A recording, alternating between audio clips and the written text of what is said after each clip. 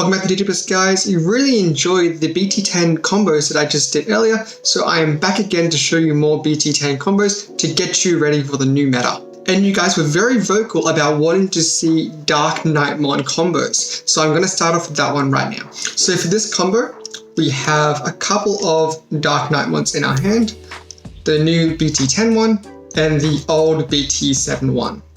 We've also got a Nini already on the board, and of course a Skull Knightmon on the board that you might have played earlier. This kind of setup is really easy to have on turn 3, or even turn 2 if you just get the right checks in security. So on our nursery, we're going to push out our Skull Knightmon. It's specifically this one because you want to activate the one attacking effect. So we're going to do that right now. We're going to swing and activate the one attacking effect. So you can trash all Digi-evolutions from one of your Deadly Axemons and place that Deadly Axe at the bottom of this Digimon's Devolutions to Digivolve this Digimon into a DarkKnightmon from your hand without playing its cost. We have a Deadly Axemon right here because this Digimon is always treated as a Deadly Axemon or a Skull Knightmon while in play or whatever. This Digimon has no sources, but we're going to be activating the full effect of Skull Knightmon, so it will just go underneath without having to worry about the sources, because we're going to be completing as much of the effect as possible. We can then Digivolve into the old Skull Knightmon for no cost, and it's suspended because it's going to be swinging. It now takes all the inherent effects for Security Tech +1 and Reboot. It would also take us an inherent effect from the Deadly Axemon, but this one does not have an inherent effect. So we'll swing and we're doing 2 checks. 1 and 2. It will die in the last check, so it will activate the all turns effect. When the Digimon would be deleted, you can play 1 Skull Knightmon and 1 Deadly Axemon suspended from this Digi-evolutions without paying the cost. So this will actually be able to play both of these guys suspended. It's always important to note that this guy is a Deadly Axemon always. From there, we still haven't spent any memory, so we can actually play this Knightmon, the new Knightmon from BT10, from our hand by digi-crossing and minusing the DP cost by 4, because we use both a Skull Knightmon and a Deadly Axemon. This will trigger the on-play effect for Digivolve one of your opponent's Digimon. Then if you are Digi-crossed with 2 materials, delete one of your opponent's Digimon of 5 cost or less. So we can Digivolve this Duramon back into its champion. And because its play cost is 5 or less, we can delete that as well, because we of course Digi-crossed. Passing back onto our opponent's turn, we gave them 1 memory.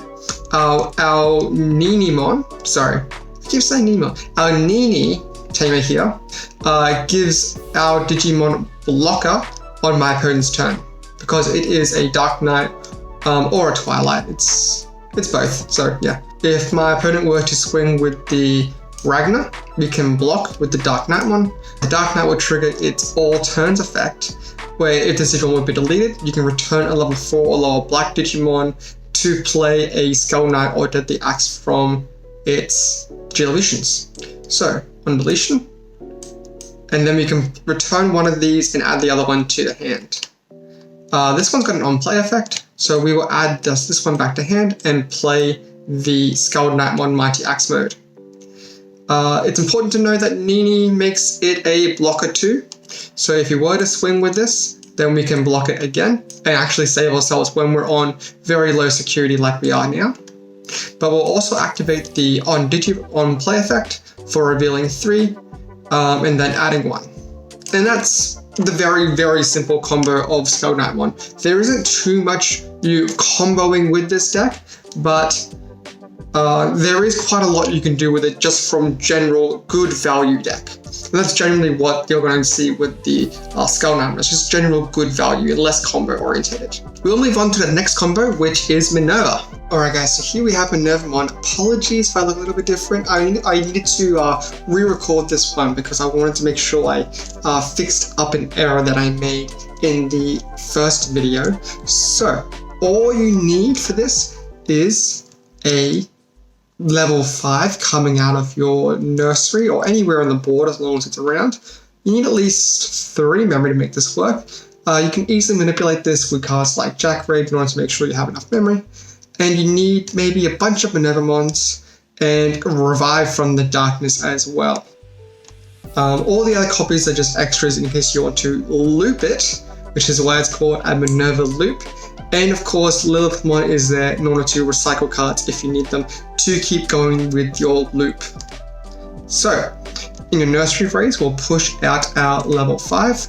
We'll Evo up into a Minervamon for 3 cost. But one more thing, you do need to have a Cerberusmon in your trash. Very important. So, after you evolve into your Minervamon, you can activate Revive from the Darkness. For 4 cost, this will delete your Minervamon in order to play a level 5 or lower Digimon with no on-play effect. So we'll delete the Minervamon. This will activate the on-deletion effect of Minervamon to, if your opponent has 2 or less Digimon in play, you may play 1 level 5 or lower purple Digimon or 1 Minervamon from your trash without paying its memory cost.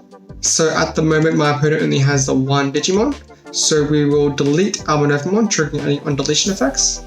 We will bring back a Cerberus from the Calling of Darkness effect. Now it's important to bring back the Cerberusmon from the Calling of Darkness effect because Revive from the Darkness won't activate the on-play effects.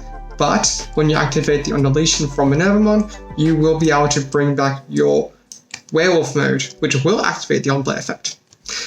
So after deleting and activating all that, you can activate the Werewolf mode effect to delete a Cerberusmon and then gain 9 memory. You'll delete this Cerberusmon, gain back 9 memory going to 5, and then drawing 2 cards.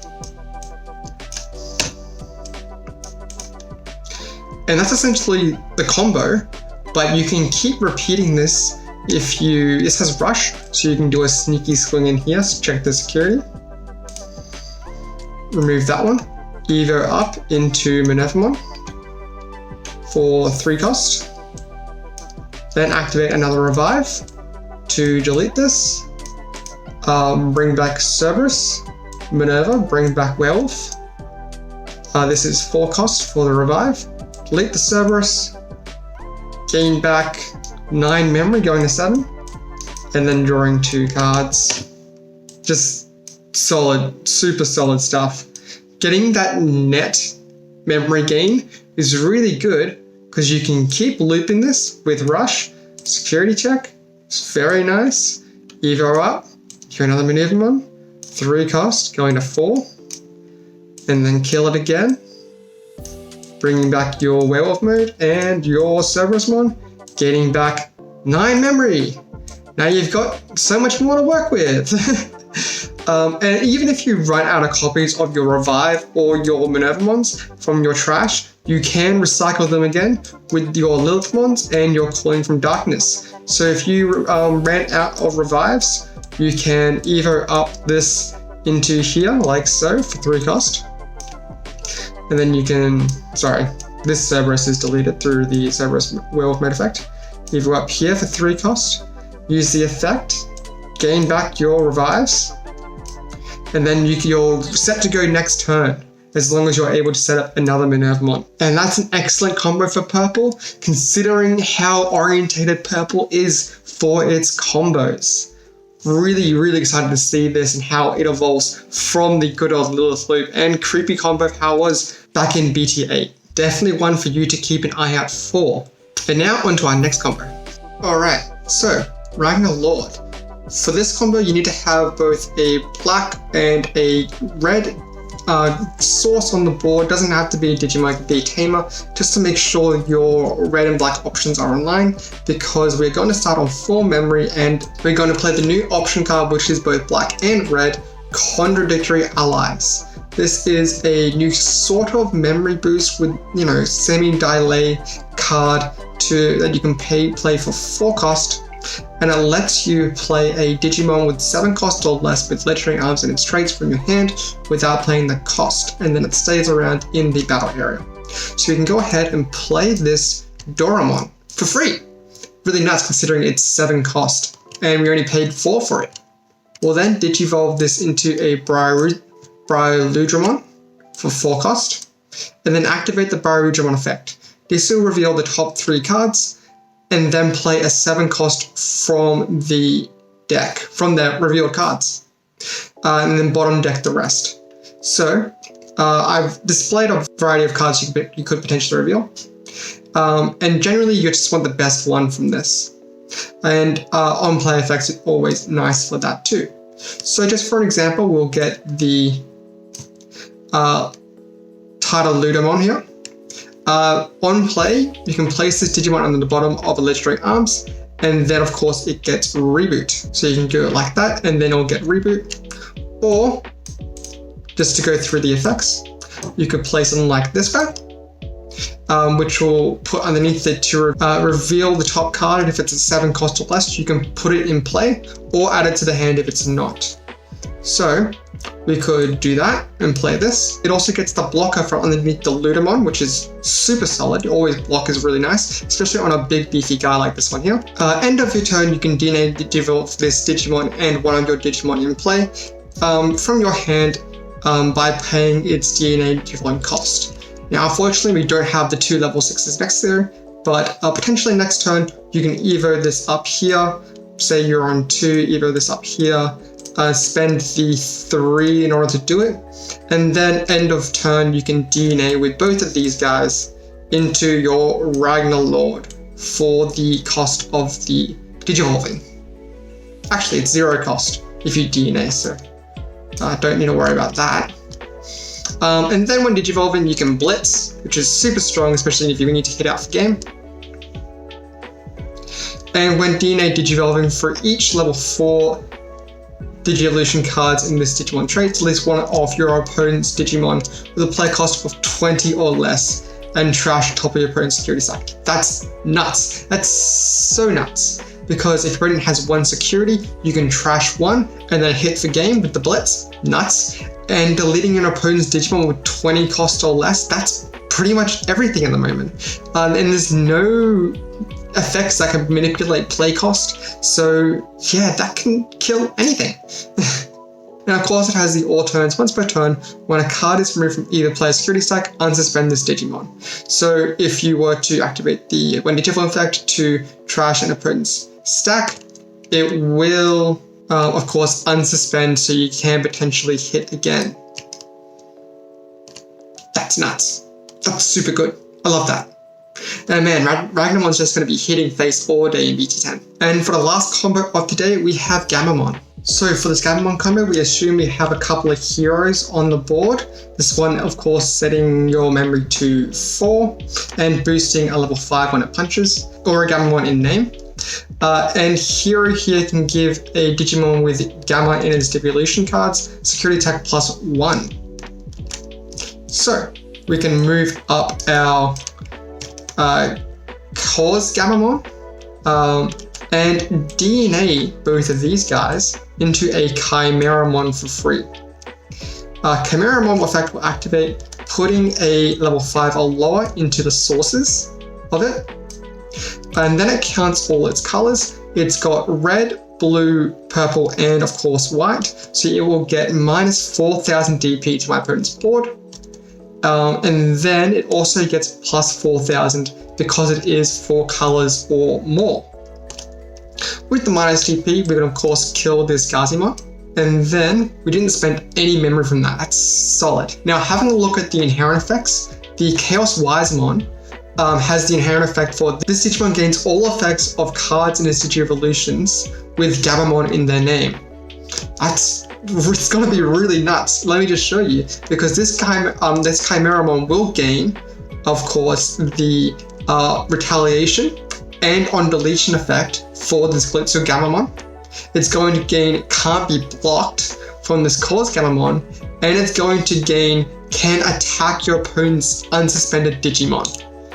That is the kicker, because if my opponent had, say, a 2000 K guy on the board, it would minus that. Let me just show you.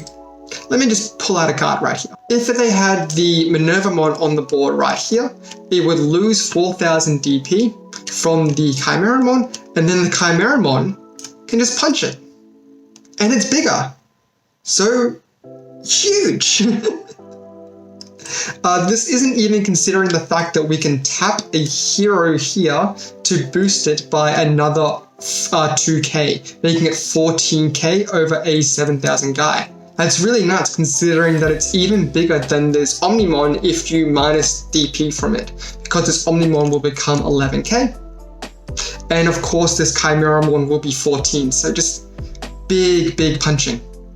We can of course also tap this hero here to gain the +1 security attack because it has a Gammamon in its devolution sources.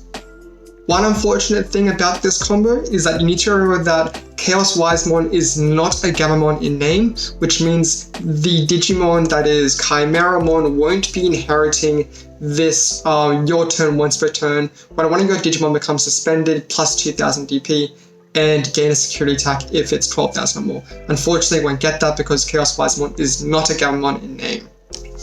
But it can get the on deletion effect, play a Gammamon from your trash, suspended on deletion. So if you were to swing, it'll run into this Omnimon in the security because the Omnimon is 15 and your Chimeramon will be 14. You can play a Gammamon suspended from your trash. Which is really nice considering that you didn't spend any memory on this combo. And from there, since you spent it on memory, you've got plenty to work with to continue your plays that extend further. Another thing with this combo as well, just one last thing, is that if you used a Wenzen Gammamon, then your Chimeramon will actually gain piercing. So when you use your Chimeramon semi-inherent effect from the Gammamon to allow you to punch your opponent's unsuspended Digimon, you will actually get piercing and do security damage. I love that. And I think that will wrap up all the combos for today. I hope you enjoyed them. I hope it gave you a clearer view on what kind of deck you want to go into BT10. This was a lot of fun to make, and I'll definitely explore any more combos for BT10 that I might have missed. Please, if I have missed any BT10 combos, let me know in the comments, and I will definitely explore them in the next week or so. And if you missed my last combo video, it is on the channel right now. I made it just a couple of days ago. Definitely check that out if you want to see even more combos for BT10. And if you liked it, give it a like, subscribe, and I'll see you next time.